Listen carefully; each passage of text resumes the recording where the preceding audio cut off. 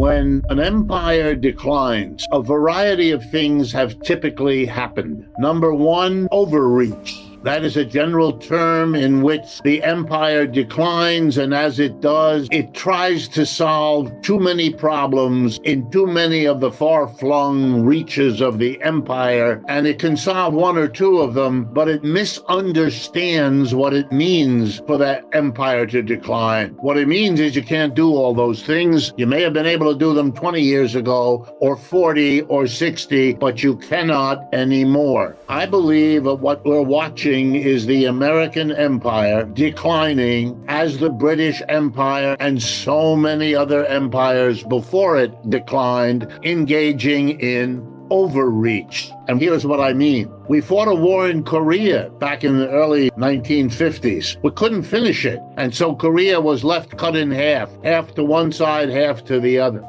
In Vietnam, we tried the same game with an already split system, because the French weren't strong enough to prevent the cutting of the country the way it happened, and the United States failed again. Only this time the failure was no split country left. Vietnam became a unified country under the leadership of Ho Chi Minh, the leader of the Vietnamese Communist Party. In Afghanistan, we were defeated again, and the country is now run by the Taliban, which was the ostensible enemy. I could go on, but I won't. I'll draw the conclusion. You can't do what it is this country sets out to do. It's not within your power. It may have been after World War II. We really were at the top of the mountain at that time. And there's an argument that we were for the rest of the 20th century. But you cannot make that argument now. The dollar is everywhere, becoming less and less important. It was once as good as or better than gold in the central banks across the world. It isn't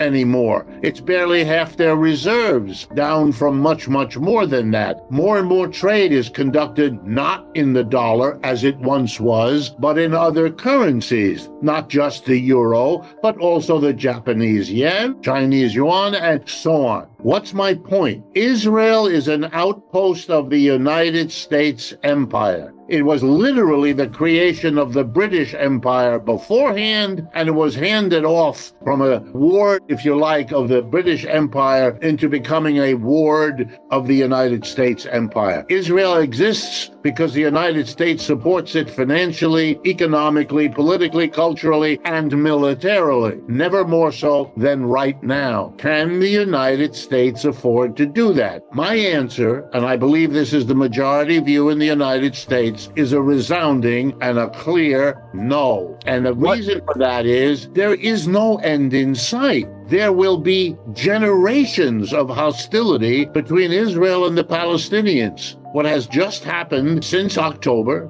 guarantees it. Now that will be extended to include not only the Palestinians of the south in the Gaza Strip, but the Palestinians of the north in West Bank, and now the people of Lebanon. And who knows how far this will go. Will the Israelis really want to be in a state of bitter hostility with their Arab neighbors indefinitely? Well, if that's what they want, that's what they're getting. And their only safety already is and will continue to be drawing the United States into a participation with them as far as they can. They cannot win this alone. They probably can't win it with the United States. But without the United States, it's over in a heartbeat. By the way, the same is true in Ukraine. That is only winnable if the United States pours even more than it already has, because what the United States has poured in clearly failed again. You can see where the battle lines are in Ukraine. The Israelis are on, if I were a shrink, I would call it a death trip.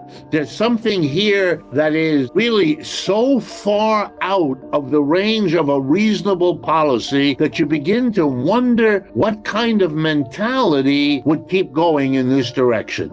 The United States currently maintains somewhere between 700 and 800 bases abroad. And the entity that does that is the Department of Defense. All of that, we are told, and the whole world is told, is done for defense. Is there a defense component in it? Sure. But is there an offensive component? Equally sure. That's how you guarantee the dominance of the United States in its empire since the end, at least, of World War II, if not some years before. The Israelis have an ongoing struggle with the Palestinians that dates from the beginning of the country of Israel, as people who know the history know. To think that all of this is about the aggressive Palestinians and the defensive Israelis is to take seriously the kind of propaganda that even the people who put it out when you talk to them privately don't do. Here's a joke. More Israelis are clear that that's not true than Americans. They put out that propaganda for foreign consumption. Inside Israel, by the way, in recent weeks and days as well, massive street protests and other kinds of protests of huge numbers of Israelis who don't agree with this policy, didn't agree with what they did in Gaza, want Mr. Netanyahu out of office, want a reversal of the politics he represents. I mean, in America, you get people shut down for saying this, but inside Israel, you can say these critical things, and large numbers of people do, and the government dares not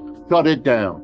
At that point, Mr. Netanyahu has no options anymore unless he has a nuclear weapon and is prepared to explode it where he would decide to do it. He has no chips. The man is out of chips. That's why he needs the United States. What is he going to do? Go to war perpetually? Israel is a small country. The Arab world is a very large place. Palestinians are a small part of it. The whole Arab world is united on this question, more so than ever before. Do they want to fight with Israel? No. Clearly, they're afraid and they're hesitant. I understand that. But there's no solution here other than sitting down and working out an agreement. Otherwise, you have perpetual war. People like Netanyahu think that that's an option. It isn't, any more than for Mr. Zelensky that's an option. It isn't. You can talk like that, but sane people understand it's the bravado because everyone knows that the war in Ukraine, by the way, like every other war, will end with an agreement. It'll maybe be a very lopsided agreement. That's being decided on the battlefield. And then the question is raised,